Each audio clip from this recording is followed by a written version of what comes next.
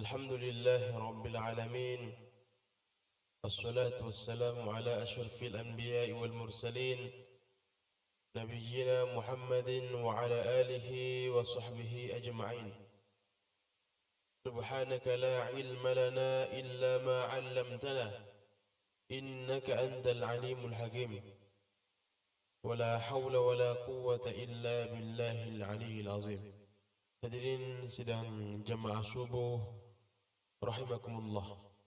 Alhamdulillah, di subuh hari Ahad ini Allah Subhanahu wa taala masih memberikan kita nikmat keimanan dan nikmat sehat wal afiah, sehingga dengan kenikmatan itulah kita bisa menghadirkan diri kita di Masjid Agung Darussalam untuk melaksanakan salah satu perintah Allah Subhanahu wa taala, yakni salat subuh secara berjamaah. Hadirin Bapak Ibu jamaah subuh rahimakumullah. Pada kesempatan kultum yang singkat ini, izinkan kami membahas tentang syukur. Syukur adalah lawan kata daripada kufur, sehingga Al-Quran menyandingkan ketika ayat Al-Quran mengatakan la in syakartum la azidannakum wa la in kafartum inna azabi lasyadid. Siapa yang bersyukur, bahasa Al-Qurannya akan ditambah nikmat dari Allah Subhanahu wa taala. Apa yang ditambah? Ternyata tidak selamanya Allah Subhanahu wa taala ketika menambahkan sesuatu itu yang ditambahkan adalah jumlah. Akan tetapi Allah Subhanahu wa taala kadang menambah sesuatu pada hambanya, menambah nikmatnya. Kadang-kadang Allah tidak perlu menambah jumlah, tetapi Allah Subhanahu wa taala menambah manfaat dalam nikmat tersebut. Misalnya dari kita, ketika kita bersyukur kepada Allah Subhanahu wa taala, Allah tidak perlu membuat kita menjadi dua, tetapi Allah Subhanahu wa taala membuat kita semakin bermanfaat, semakin kita gunakan diri kita untuk taat kepada Allah Subhanahu wa taala. Makanya lawan dari kata syukur adalah kufur. Apa itu kufur? Kufur adalah mengingkari. Syukur adalah mengakui bahwasanya semua pemberian adalah dari Allah Subhanahu wa taala kepada hambanya, kepada kita semua. Lalu ekspresi terima kasih kita kepada Allah adalah bentuknya adalah kita ucapkan dari hati alhamdulillah, kemudian lisan mengeluarkan suaranya, kemudian ekspresi tubuh ini yang menggunakan nikmat tersebut dibawa untuk mentaati sesuai dengan kehendak pemberi nikmat tersebut. Sebagaimana dalam kehidupan ini, kalau anak kita kita beri sesuatu, taruhlah kita kasih seragam sekolah, lalu dia ucapkan terima kasih Bapak, terima kasih Ayah.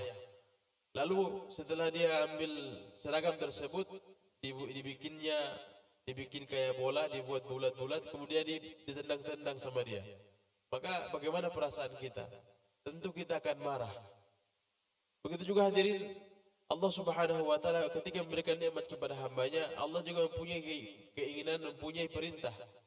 Untuk apa? Setelah diberi nikmat, Allah perintahkan untuk dibawa nikmat tersebut mentaati Allah Subhanahu wa taala. Namun kadang sebagian orang ketika diberi nikmat, dia gunakan seperti anak kecil tadi, digunakan bukan pada tempatnya. Dan lebih parahnya lagi adalah sebagian orang ketika Allah beri nikmat, dia mengatakan ini adalah hasil usaha saya sendiri.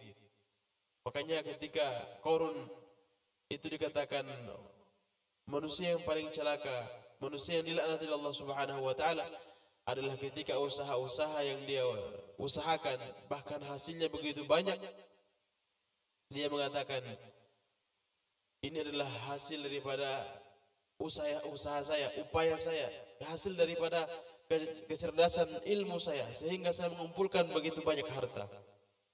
Maka Allah membinasakan Qarun bersama dengan harta-hartanya. Hadirin, jadi kufur terhadap nikmat Allah Subhanahu wa taala adalah mengingkari bahwasanya pemberian dari Allah Subhanahu wa taala itu bukan murni pemberian, akan tapi kita merasa semua ini 100% adalah usaha kita sendiri. Maka hadirin jamaah subuh rahmatullah, maka bersyukur adalah salah satu cara untuk kita berterima kasih kepada Allah Subhanahu wa taala terhadap nikmat-nikmat yang Allah anugerahkan kepada kita semua. Olehnya itu hadirin jamaah subuh rahmatullah, ketika seorang mensyukuri nikmat Allah Subhanahu wa taala, Allah berjanji akan menambah nikmat tersebut. Jadi kadang-kadang itu Allah tidak menambah kuantitas jumlah nikmat, tapi Allah menambah kualitasnya. Ketika kita bersyukur kita punya kendaraan, maka Allah kadang tidak menambah jumlah kendaraannya, tapi Allah membuat kendaraan tersebut banyak manfaatnya. Kita pergi ke tempat-tempat yang baik, semakin banyak menolong orang dengan kendaraan tersebut, semakin banyak manfaatnya dengan kendaraan tersebut. Sehingga itulah yang dimaksud dengan la'azidannakum, Allah tambahkan nikmat tersebut. Hadirin, ketika kita bersyukur kita punya anak, kadang Allah tidak tambahkan anak, tapi Allah memberikan kualitas kepada anak kita semakin taat kepada Allah, taat kepada orang tuanya, memberikan manfaat yang begitu banyak. Itu salah satu pemberian Allah Subhanahu wa taala yang dimaksud dengan al-azidannakum, Allah tambahkan nikmat ketika kita bersyukur kepada Allah Subhanahu wa taala. Maka bersyukur ini adalah kunci, ya. Kunci terhadap semua nikmat yang Allah anugerahkan kepada kita ini untuk kita gunakan dengan sebaik-baiknya. Karena ketika seseorang menyalahgunakan nikmat, maka ada ungkapan dalam Al-Quran adalah orang yang zalim terhadap nikmat, zalim kepada diri sendiri. Makanya Al-Quran itu mengatakan, "Tsumma awrasnal kitaba alladzi astafaina min ibadina." Allah mewariskan, menitipkan Al-Quran ini kepada 3 jenis manusia. Yang pertama, faminhum zalimun li nafsihi. Yang pertama adalah orang yang zalim kepada diri sendiri. Siapa itu orang yang zalim? Jadi bahasa Al-Quran zalim itu artinya adalah menggunakan nikmat bukan pada tempatnya. Contohnya, kaki dipakai untuk makan, atau orang makan menggunakan tangan kiri sementara tangan kanannya mampu.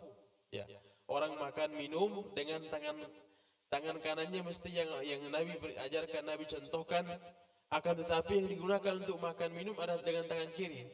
Ini dengan sengaja maksudnya, bukan karena tidak tahu. Kalau orang yang belum tahu masih dimaklumi.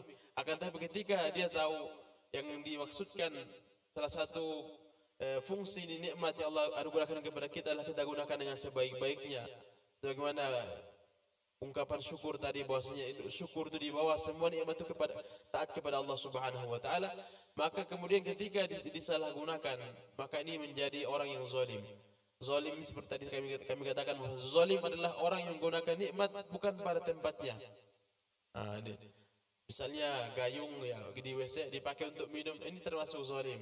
Apalagi hal-hal yang semestinya digunakan pada tempatnya tidak digunakan, sehingga zalim adalah secara ringkas adalah orang yang menggunakan nikmat bukan pada tempatnya. Sehingga hadirin jamaah subuh rahmatullah, itu orang pertama yang Allah firmankan dalam Al-Quran. Allah wariskan kepada 3 jenis manusia. Faminhum zalimun li nafsihi wa minhum muqtasid. Orang yang pertengahan. Kemudian Nabi Allah katakan orang yang pertengahan. Siapa orang yang pertengahan?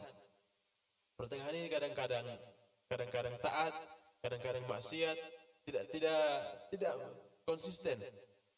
Kadang taat, kadang maksiat. Ini juga ada Allah turunkan Al-Quran kepada orang seperti itu juga.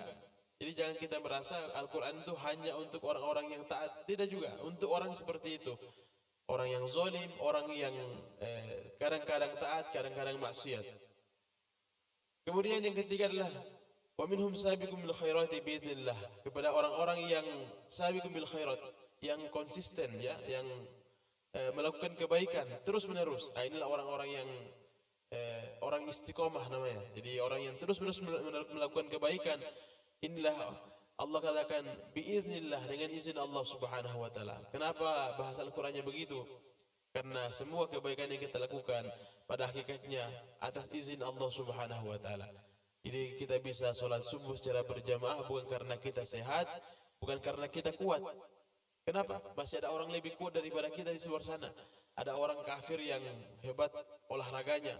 Ada orang yang bisa mengangkat beban sampai ratusan kilogram, tapi untuk melepas selimutnya tidak mampu. Jadi tidak ada hubungan dengan kekuatan. tidak ada hubungannya dengan kesehatan. Akan tetapi hadirin jamaah subuh rahimakumullah, ketika kita gunakan kebaikan-kebaikan ini, kita melakukan kebaikan-kebaikan, pada dasarnya kita diberi petunjuk dari Allah Subhanahu wa taala bahwa itu semua atas izin Allah Subhanahu wa taala, bukan murni atas kehendak kita sendiri. Karena kalau kita mengikuti kehendak kita sendiri, mungkin ada orang yang masih tidur sampai saat ini, orang yang tidak mau bangun walaupun dia kuat.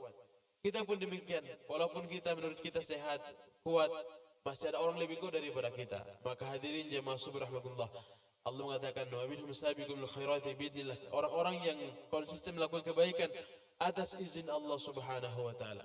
Maka kenapa bahasa Al-Qur'annya demikian? Agar supaya kita tidak merasa sombong dengan perbuatan-perbuatan baik kita, agar supaya kita tidak merasa angkuh dengan kebaikan-kebaikan kita.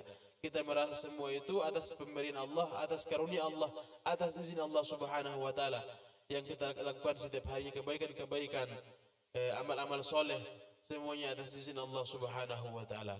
Salah satunya adalah Allah menitipkan hidayah dalam hati kita, sehingga dengan nikmat hidayah itulah kita bisa memilih mana baik, mana buruk, mana kebaikan, mana keburukan, mana halal, mana haram, sehingga itu semua kita bisa lakukan dan kita tinggalkan.